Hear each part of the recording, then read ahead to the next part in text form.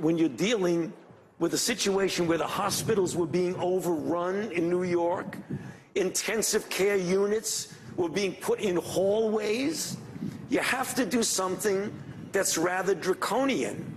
And sometimes when you do draconian things, it has collateral negative consequences. All right, that's Dr. Anthony Fauci there, admitting that certain aspects of the government's COVID-19 response just did not work, but that they were still necessary. For more on that, let's welcome in the president and founder of Parents Defending Education and a mother in Fairfax County, Virginia, Nicole Neily, and former HHS Deputy Chief of Staff and author of the book, and it's a great book, Warp Speed, Inside the Operation That Beat COVID, the Critics, and the Odds, Paul Mango.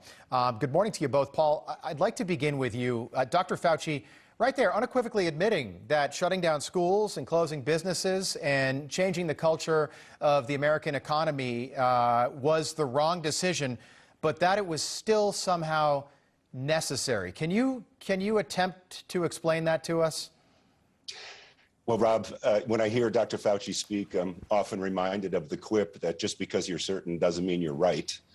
I think he's the last one in America to acknowledge that he botched it. I think most parents who have kids in school understood that a year and a half ago. Certainly the CDC came out a couple of months ago and said they botched it. But here's where Dr. Fauci and I differ on this. I understand in February and March of 2020, when the hospitals in New York were being overrun, that we had to be conservative. It was just true ambiguity. We didn't know enough about the virus. We didn't have enough equipment. We didn't have enough ventilators.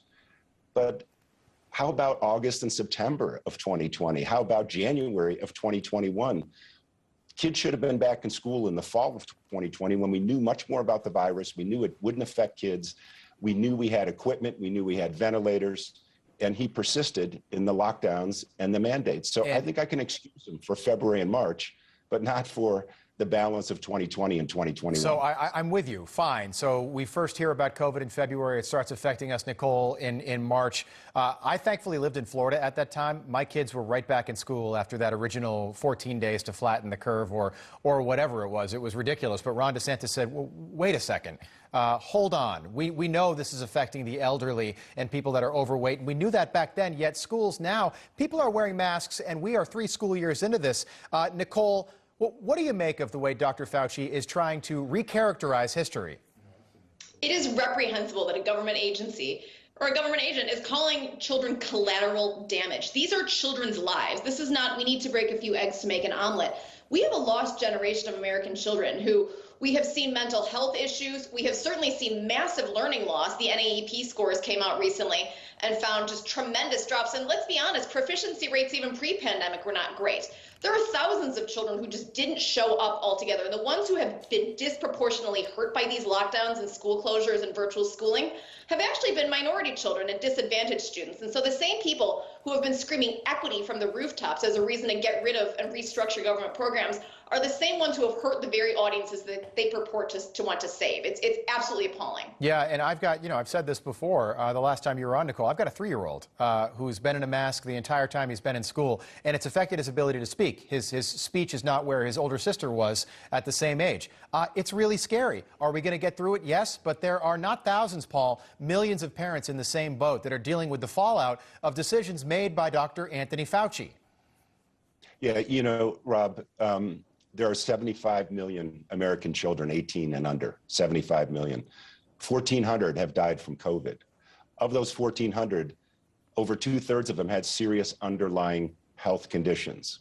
If Dr. Fauci took a look at the death that the shutdowns have caused, so let's talk about fentanyl overdose, let's talk about teenage suicide, you're going to get a lot more than 1,400 deaths. So he came into this as an immunologist, not as a public health expert. And as an immunologist, it was a hammer looking for a nail, and that nail was eradicate the virus at any cost. And as Nicole said, that cost has been extraordinary. Yeah. He needed much more balance in this, Paul, and he lacked it. Paul, we've talked about this several times. Can you believe that we did what we did? I mean, we're only 2+ years removed, but I look back at 2 years ago. And I'm just stunned that the American people fell in line like lemmings, listening to somebody. Truly, it was Dr. Anthony Fauci. That's who we listened to. This guy had a bobblehead at one point in the spring of 2020. Yeah. We all listened to him, and look where it got us. I think Dr. Fauci's legacy is that one single person, elected or not, will never have that sort of power or control over the American people ever again. Pandemic, war, doesn't matter what it is. What do you make of that? Yeah, I think you're absolutely right, Rob. And I've said this before, but when you have epidemiologists and virologists and immunologists and scientists trying to influence American behavior, and you lack the basic principles of behavioral science, you have a real problem. And, you know, their role is to advise. Their role is not to make decisions. Their role is to advise. And I think in a future pandemic, we need a much broader group of individuals providing advice to whomever the president is at that time. Nicole, quickly, you're so involved in this, especially when it comes to young kids. How did this affect your kids? Sure, my children are fearful. They have kids, they have friends who still wear masks. I think obviously people's learning loss. My children aren't reading at grade level despite efforts that we've made to try and keep up. So I think there's the emotional as well as the academic performance that's very, very difficult to make up. And again, we have the benefit of being able to do those things. I feel bad for my neighbors who work for, low-paying jobs, and they can't spend that time. In Arlington, schools were closed for 18 months, and there were children who had to sit outside public libraries because they didn't have Wi-Fi at home. And so we were lucky, but many others were not as. Yeah, we were in a situation, Nicole, I was with the kids, and we walked into a shop, small town. It was in my parents' hometown, and the woman up front said, "Hey, do you have a mask? You know, we're requiring people to wear a mask." And I said, "No, we don't." And I didn't even. We walked out. We just turned around politely and walked out. But I'm not going to entertain the mask thing anymore. And my kids were like, "Oh, we'd have a mask in the car." We don't. So we just walked out. Nicole Neily, Paul Mango, great having you back on. We appreciate it. Thank you.